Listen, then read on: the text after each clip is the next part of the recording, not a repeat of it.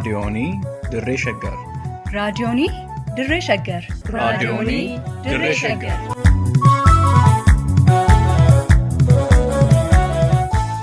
Raadiyoonii Dirree Shaggar. Raadiyooniin Dirree Shaggar torbaan guutuu guyyoodhaan galgalatti sa'aatii tokkorraa eegalee hamma sa'aatii tokkoof walakkaatti dambalii gabaabaa meetir baandii 19 kiiloo heerzii 15,415 irratti qophii dabarsuu hamma jalqaba. Raadiyoonii Dirree Shaggar.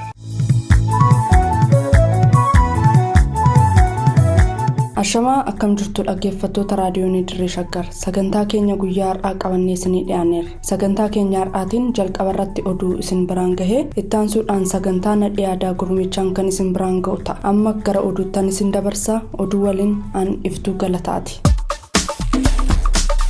Mootummaan Bilxiginnaa abbootii gadaa sirna gaggeeffataa turan rashanuun shaneetu ajjeese jedhe.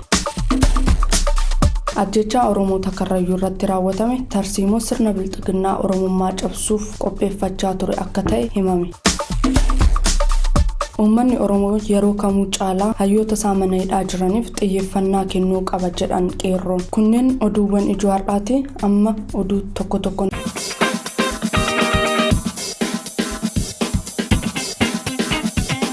Mootummaan Abbaa Irree Bilxiginnaa abbootii gadaa bakka jilaatti sirna gaggeeffataa turan walitti qabuun ukkaamsee erga rashanee booda abaa'oo shaneetu ajjeese jedhe. Waraanni mootummaa sirna Bilxiginnaa tiksuuf uummata nagaa ajjeesaa jiru abbootiin gadaa Karrayyuu kanneen bakka jilaatti sirna gaggeeffataa jiran walitti qabee deemuun ajjechaa jumlaa irratti erga raawwatee booda sirni qaanii hin qabne kun abaa'oo shaneetu ajjeese jechuun miidiyaa kijiba isaaniitiin olola baneera. Sirni nama nyaataa ilma namaaf kabaja namummaa hin qabne mootummaan Bilxiginnaa aartist jaalatamaa Hacaaluu Hundeessaa dabalatee yeroo garaagaraatti jajjabaa Oromoo ajjeese akkuma shaneetu ajjeese jechaa ture. Ammas abbootii gadaa dabalatee namoota hedduu fixuu maddiitti ilmaan Oromoo irratti gochaa sukkanneessaa raawwatee barjaa kijibaa waraana bilisummaa Oromootti dhoobeen abaa'oo shaneetu ajjeese jechuun kijiba sirnicha caalmaatti akka mirkaneesse gabaasaaleen adda addaa qooduu irratti argamu. Dhugaan qabatamaan jiru garuu waraanni mootummaa Bilxiginnaa lola waraana bilisummaa Oromoo waliin aanaa Fantaallee fi Boosat keessatti taasise irratti mo'amee haaloo ba'iinsaaf lammiilee nagaa bakka jilaatti sirna gaggeeffataa jiran walitti qabuun akka ajjeesan jiraattonni naannichaa ragaa bahu. Waraanni Bilxiginnaa abbootii gadaa dabalatee namoota nagaa irratti gochaa ammeenyaa raawwachuun hawaasa addunyaa fi uummata Oromoo burjaajessuuf abaa'oo shaneetu ajjeese jechuun dhugaa lammiilee ajjeefamanii gara dabarsuuf yaadamee olola kaadirootaa fi miidiyaalee mootummaa Bilxiginnaatiin oofamuu akka ta'e xiinxaltoonni siyaasaa irratti walii galu.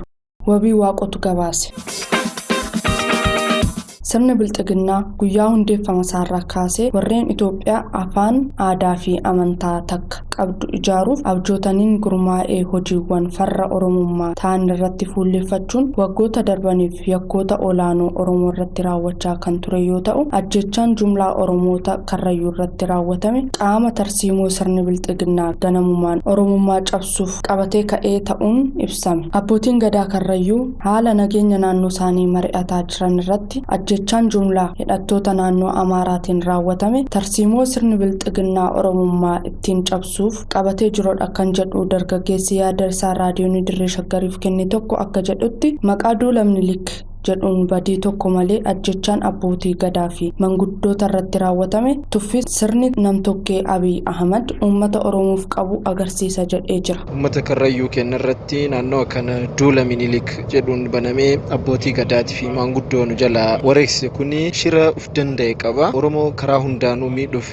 yaada fi tarsiimoo kaayamedha. Kuni homaa shakkiin qabu. Abbootii gadaa manguddoota kanneen gaafa nurraa wareegan Oromoo tuffii Oromoo hagam akka qaban agarsiisa. Sirni kun erga lafa dhaabateetiin jalqabeeti tuffiin Oromoo, tuffiin abbootii gadaa, tuffiin maanguddoota, tuffiin jaarrolee biyyaa ilmaan Karrayyuu immoo bakka tokkotti muka jalatti nageenya naannoo sanii eegsisuuf nageenya naannoo kana haala kamiin furra jedhanii bakka mari'atanitti guutumaan guututti achitti dhufanii rasaasa itti roobsuu jechuun sirni kun hagam tuffii abbootii gadaatii qabu agarsiisa. Kominikeeshiniin mootummaa naannoo Oromiyaa aartistii fi qabsaa'aa mirga dhala namaa Hacaaluu Hundeessaa dabalatee ajjechaa jumlaa fi seera seera daheeffate Oromiyaa kutaalee garaagaraa keessatti raawwatamaa ture shaneetu raawwate jechuun qumaara siyaasaa lubbuu namaatiin taphachaa ture. Har'as ajjechaa jumlaa Oromoota Karrayyuu irratti raawwatame kana shaneetu raawwate jechuun odeessisiisaa jiraatullee sirnichi uummata Oromoo maqaa shaneetiin ajjeesee booda shaneetu ajjeese jechuun erga jalqabee oolee bubbuleera jira jedheera. Sirni kun akkuma dura kaayyeeffatee ka'etti gaafuma uumamu Oromoo balleessa jedhee lafaa ka'e.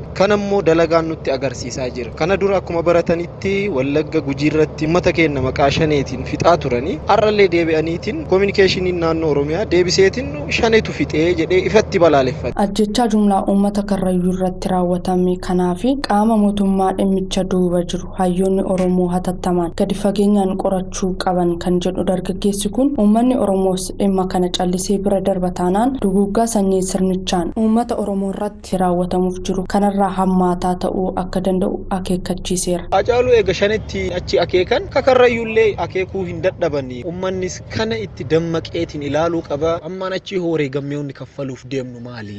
Liiban Jaarsotu gabaase.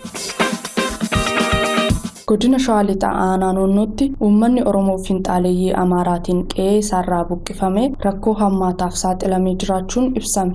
Godina Shawaa Lixaa Aanaa Noonnootti uummanni garee Finxaaleeyyii Amaaraatiin qe'ee isaarraa buqqa'ee rakkoo hammaataa keessa kufee jiraachuun dhaga'ame. Maddi raadiyoonii Dirree Shaggar bakkasii akka ibsetti qabeenyi hawaasichaa humnoota kanneeniin barbadaa'uu isaatiin uummanni rakkoo hammaataaf saaxilameera. Uummanni qe'ee isaarraa buqqifamaa ture, manni gubachaa ture, lukkuun illee toona fi loon saamanii konkolaataadhaan fe'atanii akka deemaa turanidha uummanni kan dubbataa jiru. Barattoota mana barumsaa fa'iitii galaa jiran fa'aa daandiitti eeganii ajjeesaa turanii gosoota nyaataa midhaan adda addaa xaafii, garbuu, qamadii fi dhadhaa dabalatee summeessaa jiru. Uummanni aanaa jibaate ganda gachaa jedhamutti walitti qabamanii jiru. Uummanni kun amma akkuma isin argitanii waan tokko argachaa hin jiru. Gargaarsi godhamaafii jiru hin jiru. Gara kallattii noonnoodhaa kana gara jibaatetti baqachaa akka jiranidha.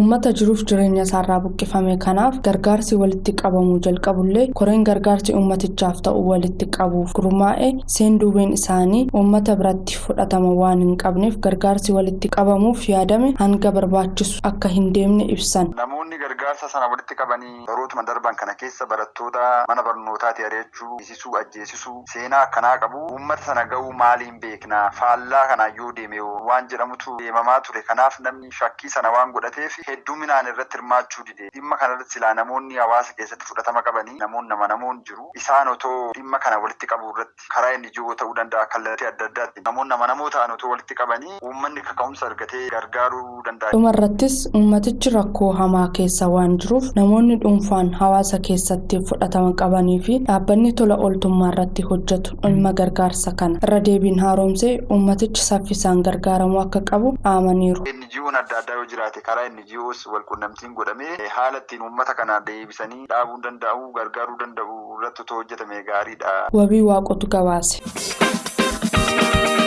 Itoophiyaan rakkoo nageenyaa fi tasgabbii hamaa keessatti wayita kuftee jirtu kanatti haalli nageenya hayyoota Oromoo manneen hidhaa federaalaa Qaallittii fi Qilinxoo akkasumas manneen hidhaa biyyattii iddoo garaagaraa keessatti hidhamanii jiran haala yaaddeessaa ta'e keessatti argamuu isaatiin uummanni Oromoo ajandaa waraana Tigraay qofatti hidhamuu dhiisee hooggantootaa fi qabsaa'ota isaa manneen hidhaa jiran kanneeniif xiyyeeffannoo addaa kennuu akka qabu qeerroon Oromoowwan raadiyoonii Dirree Shaggaritti himan. Oromoon kaayyoo qabsoo isaa ganamaa galmaan ga'uuf dhimma ormaa caala dhimma isaarratti xiyyeeffachuu qaba kan jedhu qeerroon yaada isaanuu kenne tokko uummanni Oromoo yaadaaf qalbii tokko tahee hayyoota isaa manneen hidhaa keessatti badii tokko malee dararamaa jiraniif tokkummaadhaan sagalee tahee ilmaan isaa oolfachuu akka qabu dubbateera. Oromoon waan kamuu caala waan isaa jabeessuu qaba jedhee nama. Oromoon yoo waan isaa jabeef qofaa dhaqanii waan barbaadu bira ga'uu danda'a. Waan barbaadu bira ga'uu kan hanqisu yeroo baay'ee waan isaa humna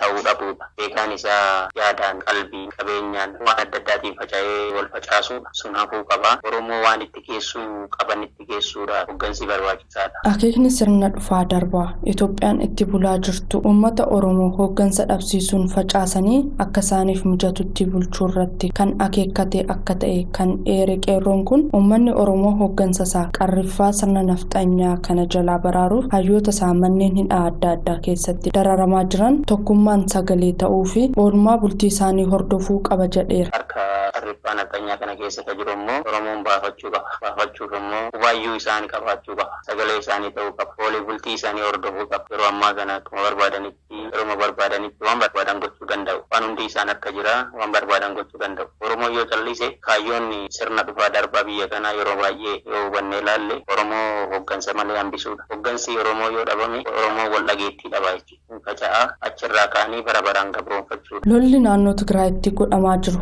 akkuma kaayyoo mataasaa qabu Oromoonis kaayyoo sirna kana mormuuf qaba kan jedhu qeerroon kun aktiivistoonnis ta'e miidiyaaleen Oromoo dhimma waraana Tigraay caala dhimma Oromoof Oromiyaaf uwwisa kennuun hawaasa addunyaatti himuu qaba erga jedhee booda uummanni Oromoo hooggansa isaa mana hidhaa jiru yeroo kamuu caalaa quba qabaachuu akka qabuu fi kallattii kamiinuu hayyoota isaa baraaruuf falmachuu akka qabu dhaameera. Kanaaf Oromoon lolli Tigraayitti gaggeeffamu kaayyoo qaba. Oromoonis kaayyoo lolatuuf qaba. Kaayyoo sirna kana mormuuf qaba. Kaayyoo san galmaan gahuuf ta'uu qaba jechuudha. Ta'uu taanaan hogganoota kanallee miidiyaan keenya itti fayyadamuu qaba.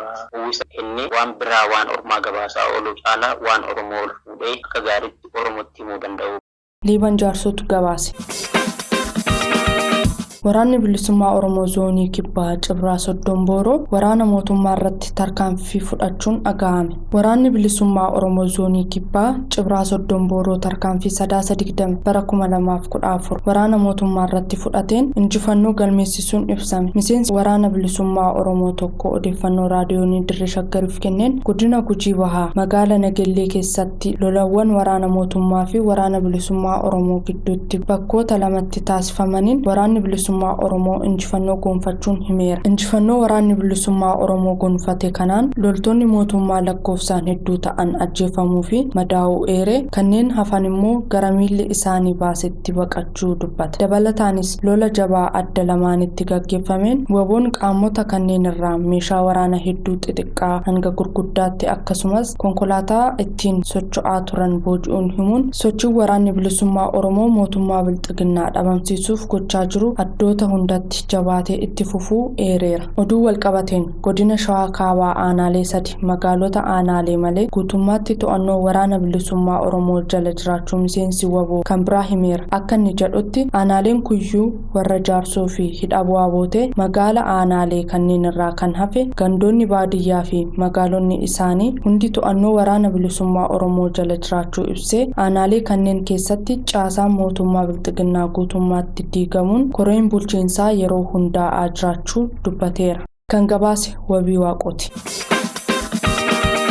Oromiyaa kutaalee garaagaraatti barattoonni dirqamaan ukkaanfamanii waraanatti geeffamaa jiraachuun dhaga'ame. Waraana mootummaa Abiy Ahmad biyyattii ittiin unkuraa jiru irbaata rasaasaa taasisuuf seera waraanaa idil addunyaa cabsuun ijoolleen umriin isaanii waraana hin geenye mana barnootarraa ukkaamsuun dirqiin waraanatti guuraa jiraachuu odeeffannoo maatiin barattoota kutaalee Oromiyaa garaagaraa raadiyoonii Dirree Shaggariif qoodanirraa mirkaneessuun danda'ameera. Godina Shawaa Lixaa aanaa Dirree Hincinnii mana barnootaa sadarkaa lammaffaatti maqaan barattootaa waraana deemanii gabatee beeksisaa mana barnootaatti maxxanfamuun walqabate barattoonni hedduun eeffanii bosona galuun kan dubbatan maatiin intalli isaanii waraana akka deemtuuf maqaan ishee maxxanfame tokko mootummaan ilmaan keenya dirqiin qabatee waraanatti naquuf wayita jedhu ijoolleen keenya walakkaan baqatanii bosona yoo galan kanneen hafan ammoo baqatanii bakka jiran hin beeknu jedhanii jiru. Mootummaan Abiy Ahmed impaayera Itoophiyaa Oromoo salphistuu ijaaruuf ilmaanuma Oromoo kumaatamaan lakkaa'aman waraana Tigraay irratti dararaa taasisaa kan ture yoo ta'u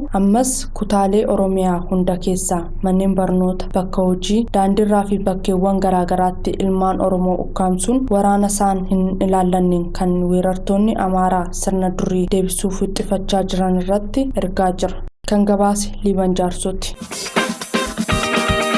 Egaa dhaggeeffattoota keenya oduu har'aaf qabannee dhiyaannee kanumaan gammaati. Sagantaa keenya itti aanuun gurmeechaa waliin turtii gaarii qabaadhaa jechaa ani gamanumaan nagaa isinitti dhaama horaa bulaa.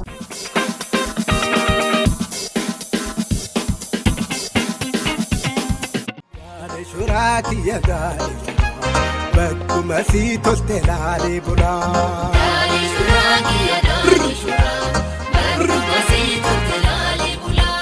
Gaarii bituu kiyya gaarii bituu bakkuma si tolte laalee bituu.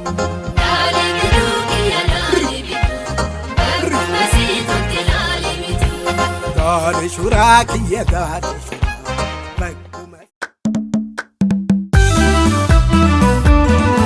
Nadhii aadaa.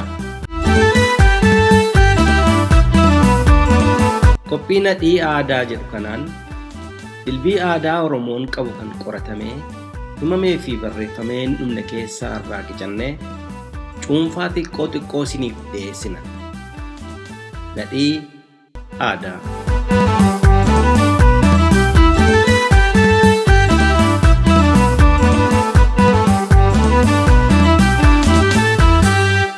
Ashamaa harka fuunee dhaggeeffattoota keenya kabajamoo kun qophii nadhii aadaati. Sagantaa nadhii aadaa har'aas egaa akkuma torbaniin dhimmoota aadaa ilaallatan garaagaraa kaasnee haasofnu kanarraas kunoo dhimma tokko qabannee dhiyaanneerra.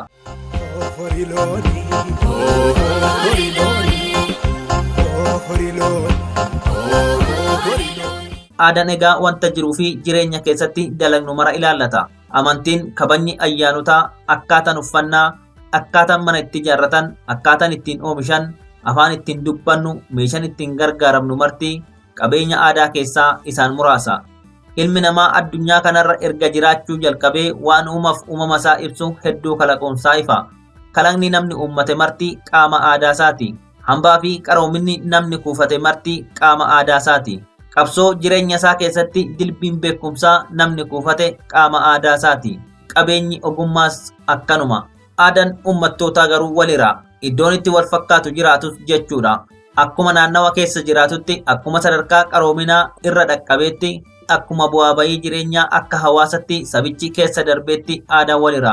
Garaagarummaa kana egaa eenyummaa saba tokkoo saba biroorraa kan adda taasisu. Sabni Oromoos akka saba Kushitti, akka saba ardii Afrikaarra waggoota kumootaaf jiraatetti aadaa adda isa godhu qaba. Aadaan kun gama seenaatiin, gama afaaniitiin, gama bulchiinsaatiin, gama amantiitiin addatti ba'ee mul'ata. Oromoon saboota Kush keessaa uummata isa guddaadha. Gaanfa Afrikaa irratti biyyi Oromiyaa biyya guddoodha. Afaan Oromoos afaan hedduu gabbataadha. Afoolli afaan Oromoo waraabamee kan dhumuu miti. Afoola kanaan eenyummaa uumaa fi uumama hundaa ittiin dinqisiifata. Dinqisiifannaa isaa kana safuu hawaasaa fi uumaa osoo hin jeeqin adeemsifata. Akka seenaan ibsutti uummanni Oromoo waan baay'ee uumuu yookiin kalaquu shaakaluun saba beekamuudha. Garuu hanga barbaadamu hin himamneef. Oromoon sirna ayyaanota garaagaraa ittiin kabajatu hedduu qaba. Ayyaanonni Oromoo biratti kabajaman kamiyyuu waqtiilee bu'uura godhatu. Waqtiileen Oromoo biratti beekaman birraa, bona, arfaasaa fi ganna jedhamu. Waqtiileen kun tokkoon tokkoon isaanii ji'oota yookiin baatiiwwan sadi mataa mataatti of keessaa qabu. Akka dhahaa yookiin lakkoofsa baraa Oromootti baatiin jalqabaa amajjiidha. Baatiin xumuraa ammoo muddeedha. Waggaan tokkos ji'oota 12 qofa of keessaa qaba. Waggaan ammoo guyyootii 354 of keessaa qaba. Baatiin tokko guyyoota 29f walakkaa qaba. Waan dhahaa Oromoo kana yeroo biraa bal'inaan itti deebina. Waqtiin birraa jedhamu ji'oota fulbaanaa, onkoloolessaa fi sadaasa jedhaman of keessaa qaba. Waqtiin bonaa ammoo muddee, amajjii fi gurraandhala. Waqtiin arfaasaa bitootessa, eeblaa fi caamsaa. Waqtiin gannaa ammoo waxabajjii, adoolessaa fi hagayya kanneen jedhaman of keessaa qaba. Waa'ee waqtiilee kanaa waa malee hin kaasne. Ayyaanonni Oromoon raawwatus waqtiilee kana keessatti hammatamuu jechuudha. Fakkeenyaaf ayyaanni Irreechaa yookiin Irreessaa birraa fi arfaasaa keessa kabajama. Ayyaanni Ateetee birraa keessa, ayyaanni Ijoollee yookiin Taaboreen waqtii gannaa keessa, ayyaanni Fardeenii yookiin Araashettii waqtii birraa keessa, ayyaanni Loonii yookiin Ganniin waqtii birraa gara dhumaa hanga jalqaba waqtii bonaa keessatti kabajama. Yeroo ammaa kanatti waqtii birraa gara dhumaa keessa jirra. Waqtii bonaa seenuuf torbanootatu hafe. Kanuma bu'uura godhachuummee ayyaanota armaan olii keessaa har'aaf ayyaana waqtii birraa yookiin bona gara jalqabaa keessa Oromoon kabajatu kan ayyaana loonii yookiin gannii jedhamu haa ilaallu. Uummanni Oromoo loon hedduu jaallata. Loon malee Oromoonis Oromiyaanis hin bareedan. Dacheen Oromiyaa akkuma jiruuf jireenya namaatiif mijattuu taate beeladaafillee mijattuudha. Loon Oromoo biratti qixa ilmaan namaa kabajaa fi jaalala qabu. Oromoon akkuma ofiif ayyaana kabajatu loonsaatiifillee ayyaana kabajuuf qaba. Kabajni ayyaana loonii afoola Oromoo keessatti gochaa fi raawwiidhaan dhalootaa dhalootatti ce'ee as ga'eera. Ayyaanni loonii yookiin ganniin Oromoo godinaalee biroo biratti maqaa gara biraa ittiin ayyaaneffatamu jiraachuu mala. Bakka qopheessan kun dhalatee guddatetti ayyaana gannii jedhamee beekama. Kun gannoo ormaatiin waliin argu. Ganniin ayyaana looniiti gaafa jennu fardeen, gaangoliin, hoolotii, re'ootii fi kan kana fakkaatan keessatti hin hammataman jechuudha. Akka aadaa Oromootti beeladoota manaa keessaa sa'aa fi fardi kabaja guddaa qabu. Kanaaf kan ayyaanni loonii fi fardeeniif kabajamuuf loon yoo jennu qotiyyoowwan yookiin sangoota, saawwan yookiin ameeyyii, mirgoo yookiin jabbilee, raada yookiin goromsa, korma goobaa fi waatilee hunda dabalata. Ayyaanni gannii loon cufaaf kabajamaa jechuudha. Ayyaanni gannii waqtii irratti hundaa'a yoo jennu haala qilleensa naannoo waliin deemaa jechuu keenya. Akka waliigalaatti garuu ayyaanni gannii waqtii birraa ji'a sadaasarraa kaasee hanga jalqaba ji'a muddeetti raawwata. Oromiyaa iddoo tokko tokkotti ji'a sadaasaa keessa oomisha sassaabuun ni jalqabama. Godinoota tokko tokko kan qilleensa baddaa qaban keessatti immoo ji'a muddeetii kaasee oomisha makaruun ni jalqabama. Ji'oonni kun yeroo itti makarri ooyiruu irraa oomisha sassaabuun jalqabamu waan ta'eef rakkoon marga loon dheedanii hin jiraatu. Loon maasaa bal'oo keessa socho'anii dheeduu jalqabuu jechuudha. Gara gumbiittis midhaan haaratu galfamuuf deema. Midhaan sangootatu qote. Oomisha midhaan haaraa kanas calleessuuf loon oogdii keessatti baraa'essuuf daran barbaachisoodha. Gaafa qotus gaafa oogdii keessatti calleeffamus loon ni hirmaatu jechuudha. Bakka tokko tokkotti midhaan dhahuuf fardeen illeen akka tajaajila kennan ni beekama.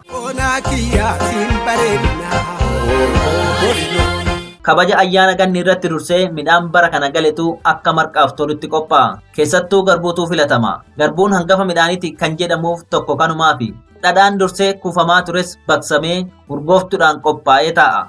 Gaafa jiini sadaasaa seenu yoom akka ganniin raawwatu waa beekaa naannoo jiru bira deemamee gaafatama. Guyyoota torbanii ji'a sadaasaa yookiin muddee keessa yoom akka ayyaanni gannii facaafatamu ni hoddatamaa jechuudha. Gannii ni facaafatu jedhama. Waa beekan sunis akkuma dhugeeffannaa Oromootti marga jiidhaa namicha hoddatu dhaqe harkaa fudhatee guyyaa kibxataa yookiin kamisaa jedhee itti himee eebbisee gaggeessa. Waa beekan kennaa yookiin matta'aa tokkollee hin fudhatu. Gaafa guyyaan ayyaanaa sun ga'e obboroon kaanii loon gara ooyiruutti yaasu. Gaafa sana jabbilee fi waatileen xixiqqoonilleen waliin bobbaafamti. Saawwanis gaafa sana hin elmaman. Jabbileen haadha jala bobbaatee akka garaa isheetti hootee quuftee burraaquu qabdi. Loon gara maasatti bobbaafamanis ooyiruu midhaan irraa haamame keessas ta'ee iddoo kaloon yookiin margi dheedichaa dursee gaafa kabaja ayyaana gannii loontu dheeda jedhamee lafa taa'e hundatti miila hiikfatanii yookiin fagaatanii akka dheedanii quufan taasifamu. Qophii kabaja ayyaana gannii irratti miseensi maatii hunduu ga'ee hojiisaa waan hojjetu qaba. Gaafa sana barii obborootiin kan ka'anii loon bobbaasan abbootii fi namoota gurguddoodha. Hawwan immoo namoota qe'eetti hafan waliin mooraa yookiin foonaa yookiin dallaa loon keessa bulan keessaa dikee haranii qulqulleessuun qe'ee loonii kana miidhagsu. Dubartoonni daakuu garbuu yookiin harcee marqaaf qophaa'e mooraa loonii wiirtuu yookiin gidduu dallichaa keessatti marqu. Dhadhaan baqfamee taa'es achuma mooraa loonii keessatti waciititti baqfama. Tikseen loonii gaafa sana loon waliin hin bobba'u. Tikseen sunis waan qopheessu qaba. Gaafa sana ganamaan ka'ee gara bosonaa deemuun ulee ulaamaayii yookiin muka hindhee jedhamu shammuree sararee babbareechee qopheessee fida. Lakkoofsi ulee shananii kun sirna Oromoo keessatti hiikoo qaba. Harraaf isa keessan seennu. Tikseen sun achumaan muka barooddoo yookiin urgeessaa yookiin birbirsa baalasaa waliin akkasumas hidda annaannoof coqorsa loo'aa jedhamu walitti guuree gara qe'eetti fida. Gosti mukkeen biraas akkuma naannootti garaagara ta'uu mala. Keessattuu mukti barooddoo jedhamu baay'ee urgaa waan ta'eef hundarraa filatamaadha. Hiddi annaannoo fi coqorsi iddoo hundattuu haaluma wal fakkaatuun ni argamu. Warra keessaa hafuu hin qabnedhas. Sana booda yeroo sa'aatiin guyyaa keessaa walqixa ta'u jechuunis guyyaa keessaa sa'a 6 gubbaa geessu loon quufan hunduu gara mooratti deebi'anii akka galan taasifama. Loon mooratti erga dacha'anii marqaan qophaa'e sun tikseedhaaf kophaatti okolee guututti naqama. Okolee gara biraa keessatti immoo kan gannii facaasaniif jedhamee marqaan naqamee dhadhaan baqfames osoo barbaree fi soogiddi ittiin dabalamin kophaatti qixxaa'a. Gabatee marqaa yookiin qorii guddaa biraa keessatti ammoo marqaan qophaa'e hundi achitti naqama. Sana booda tikseen okolee dhuunfaasaa sana ulee ulaamaayii sararate sanaa fi coqorsa qabatee loonitti naanna'a. Abbaan qe'ee immoo okolee marqaa gannii sun keessaa itti facaafamu coqorsa waliin qabatee tiksee waliin loonitti naanna'a. Namoonni kaanis jechuun warri dhiirotaa fi ijoolleen hafanis ulee tikseen qopheesse sana harkatti qabatanii faana naanna'u. Erga marsaa 4 naanna'anii booda marsaa 5ffaa irratti abbaan qe'ee sun coqorsa dhadhaa keessa cuubee dirraaf dalluu korma irra loon keessa jiru irratti facaasa. Kormi cirrii haa ta'u jechuun asumarraa ka'e. Gaafa ganniis kan jedhamu kanuma. Achii tokko tokkoon loon hundaa dirra isaanii irratti facaafamaa jechuudha. Ganni ni facaafatu jechuunis kanumaafi. Achii booda yoo danda'ame gaafa loonii hundatti hidda annaannoo kana hidhu. yoo xiqqaate garuu korma mooraa keessa jiru hundatti hidhuun dirqama ta'a. Kunis loon kun ayyaana gannii facaafachuu isaanii mallattoo agarsiisuu jechuudha. Karra yookiin ulaa looniif akkasuma karra dallaa qe'ee maatii sanaarratti bitaan mirgaan mukti barooddoo yookiin birbirsaa sussuuqamee hidda annaannoo sanaan hidhama. Kunis qe'ee warra sanaa ayyaana gannii facaasuu isaaniif mallattoo agarsiisu ta'a jechuudha. Erga adeemsa kana raawwatanii booda achuma mooraa keessa taa'anii marqaa sana maatiin walitti dacha'anii sooratu. Tikseen garuu kophaasaa okolee dhuunfaasaa sana keessaa nyaata. Haala kanaan nyaanni marqaa sun gaafa nyaatame booda faaruun loon faarsuun weeddifamu achuma mooraa loonii keessatti miseensota maatiitiin itti fufee dhiyaata. Faaruun loonii kunis Oromiyaa hundatti wal fakkaachuu baatus Oromoo hunda biratti garuu kabajaaf jaalala looniif qaban ibsuu irratti wal fakkaatadha. Faaruun loonii kunis bifa walalootiin kan armaan gadii kana fakkaata. Looniyoo yaa looniyoo ati nagaan ooliyoo yaa daalacha leencaa yaa gurraachaf adii. Mee barooda eessaa bifaan akka qamadii. Mataan kee afarsaadha namaaf dabarsaadha. Loon abbaan hore isa rakkinaan ooledha. Kotteen shinii ta'a kan bunaan dhuganii gaafni fal'aana ta'a kan marqaan nyaatanii. Erbeellatii ta'a kan irra bulanii foon irbaata ta'a kan ittiin bulanii. Faltiin qoraan ta'a kan ittiin tolchanii. Looniyaa looniyoo mee nagaan ooliyoo afaaniin huuba guurii kotteen barakaa guurii. Looniyaa looniyoo dibatan miidhagsaa koo looniyaa looniyoo dhugan qabbaneessaa koo. Looniyaa looniyoo dhugan qabbaneessaa koo. Gurroolee yaa dallu tolaa dallaan loonii maagarri kuulaa. Sinfaarsaa roga galuun tolaa kan kotteen xiyyoo fakkaatu yaa loonii gaafa keetiin diri yaa gurroolee. Roorrisaa ilmoo dhalchi yaa gurroolee makarri gahuu ga'ee yaa gurroolee. Margaan si ga'uu ga'ee maddaan si ga'uu ga'ee. Sinfaarsaa dhaggeeffadhu kotteedhaan callaa gaggeeffadhu.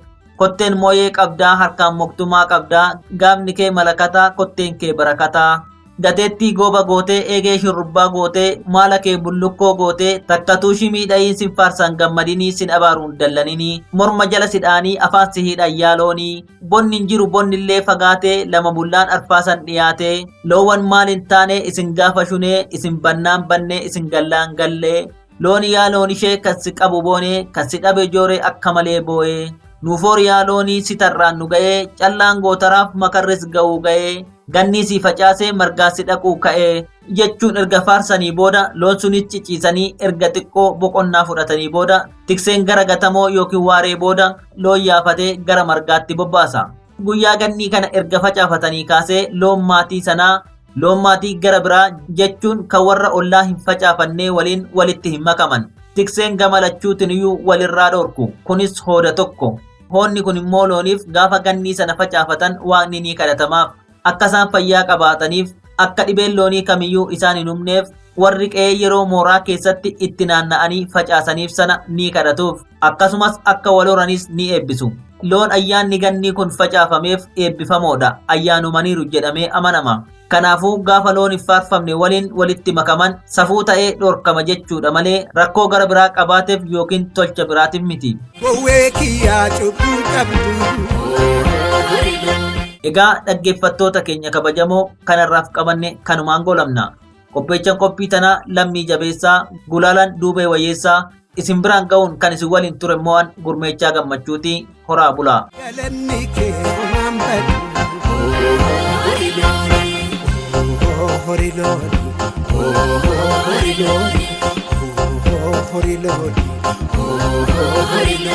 Haati loonii gadi bayii. Galti geette qoqophaa'ii odaa kan kee qoraafadhu sooraan galee mee elmadhu kunoo dhalee naa tuffisi jabbileellee naa guddisi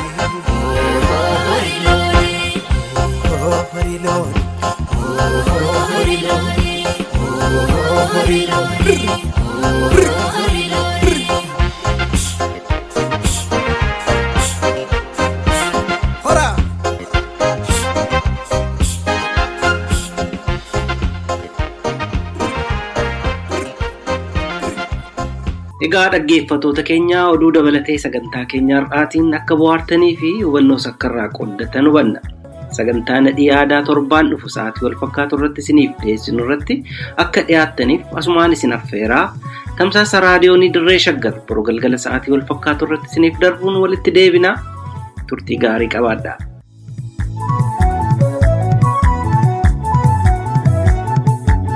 raadiyoonii Dirree Shaggar. raadiyoonii Dirree Shaggar. raadiyoonii Dirree Shaggar.